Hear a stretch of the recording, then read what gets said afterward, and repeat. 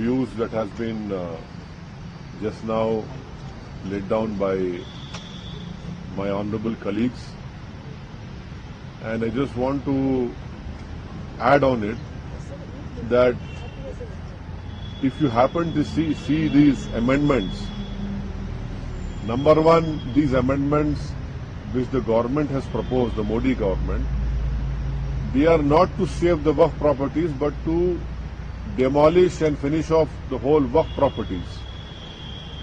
These amendments are not being brought to strengthen the Waqf board or to remove the encroachments on Waqf properties, but to reward encroachers. And thirdly, according to the Islamic principles and law, Waqf is like a prayer for Muslims. It is not a physical prayer, but it is a prayer for us. By bringing these amendments, you are denying us our prayers. So this is the whole intention of the government, to superimpose the Hindutva ideology on the Waqf board. So we condemn this, and the behavior of the chairman today, he has not even allowed members who have to move their amendments. If you see the parliamentary proceedings, the speaker always names a person, are you moving your amendment?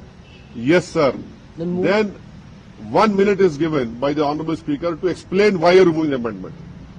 But here we have seen the honorable Mr. Chairman has become not only the mover but also mover of my amendment. And then he's raising his hand to oppose my amendment. This is a joke. Give the announcement. Rejection. My amendment, I am not moving, he is moving. And then he's raising his hand to oppose my amendment. And then he say, okay, he's the mover and the opposer. He counted himself. So he's a mover, proposer, everything has become.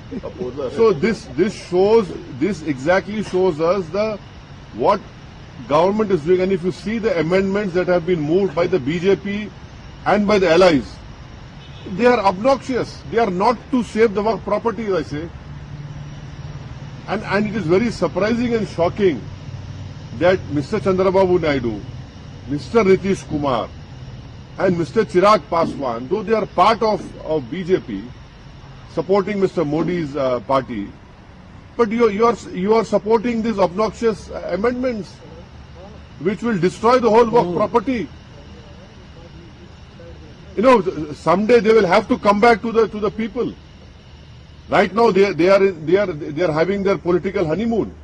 But as you rightly know, that this great country of ours has seen many political honeymoons. And then you have political lunar eclipse, solar eclipse will happen for them also.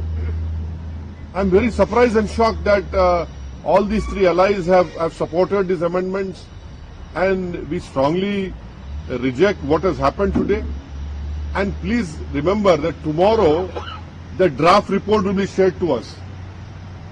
How is it humanly possible for all the members representing different political parties to read 500? That draft report will not be less than minimum 400 to 500 pages.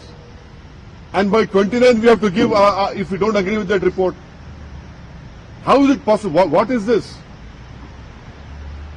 You are making a mockery of the parliamentary system. The reason standing committees or the joint working committee has formed is because in the parliament you do not get enough time to speak on every clauses, but that is why a committee is formed. And even in that committee, you are superimposing on us, you are pushing us to the wall.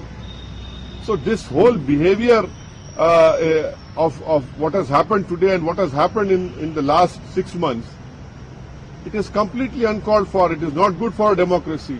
And as I have said earlier, this bill, if it becomes law, this will be an interference in the Muslim personal law of Muslims. This will be weakening our pluralism and diversity of our country.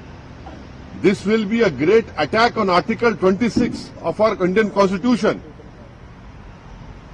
So these are the important points. And throughout the country, as far as the Muslim community is concerned, everyone has rejected this proposed bill.